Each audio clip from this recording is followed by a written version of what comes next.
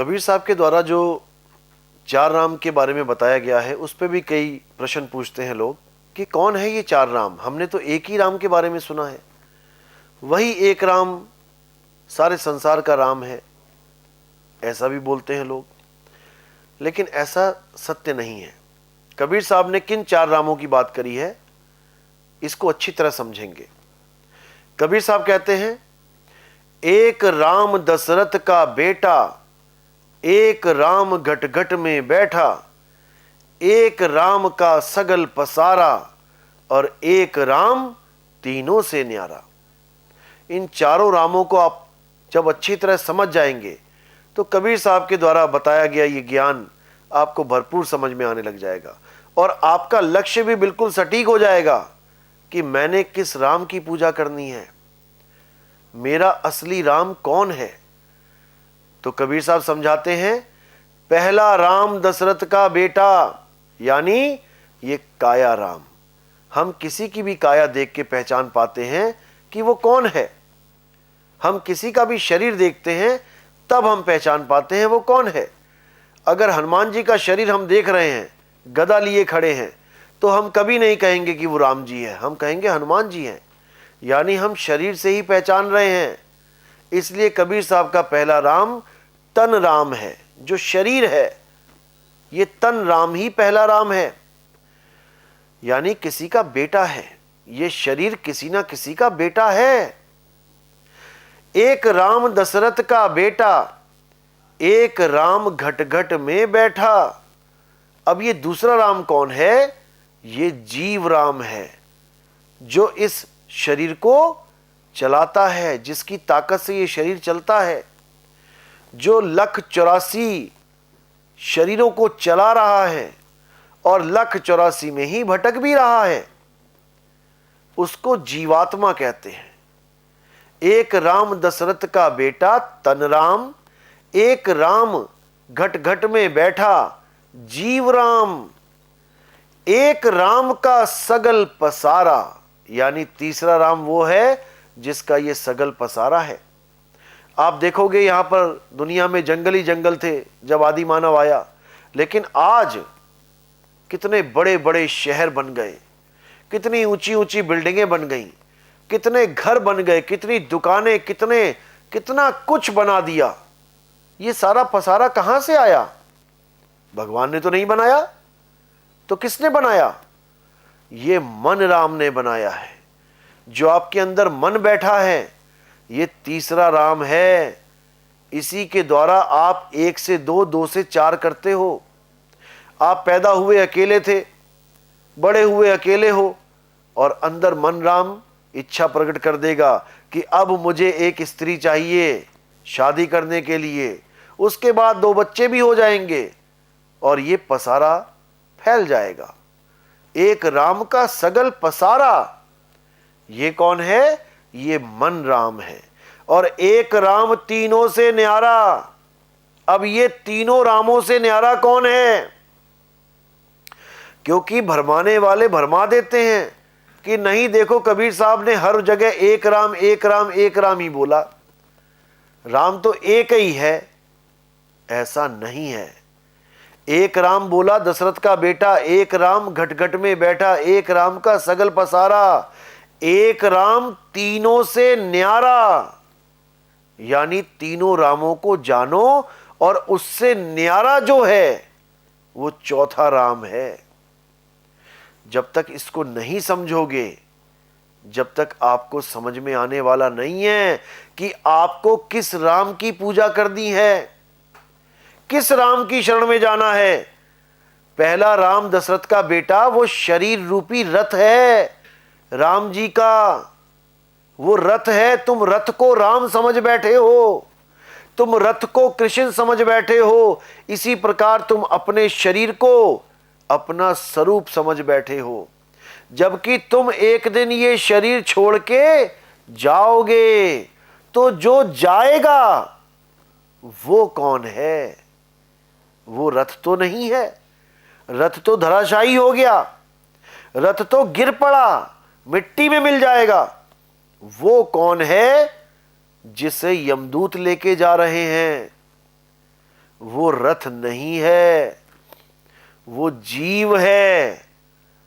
यानी एक राम इस काया को गिरा के दूसरे राम यानी जीव आत्मा को पकड़ के यमदूत लेके जा रहे हैं। अब तीसरा राम जो ये मन राम है, इसके भी खेल को समझ लो। इस मन के मते ना चालिए, ये मन है पक्का दूत। इस मन के कहे में नहीं चलना है, क्योंकि हमारा राम इस मन से भी न्यारा है। बहुत से गुरु ये बोल देते हैं कि मन ही परमात्मा है, मन ही ईश्वर है, मन को ही प्रेम करो, मन को कभी दुखी मत करो, मन जो कहता है वो कर दो। ऐसे भी बैठे हैं, लेकिन कबीर साहब बिल्कुल मना करते हैं। मन के मते ना चालिए, मन के मते मत चलो। मन तो पता नहीं कहां कहां ले जाए।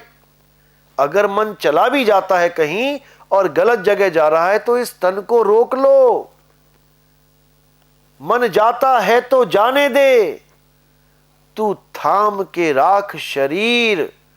उतरा पड़ा कमान से, क्या कर साके तीर। अगर मन कह भी रहा है कि चलो आज मीट खाने चलते हैं, अगर आज दारू पीने चलते हैं, तो उसको कहो तू जा, मैं नहीं जाऊंगा और ना ही मैं इस शरीर को जाने दूंगा। मन जाता है तो जाने दे, यानी तीसरा राम जाता है तो जाने दे।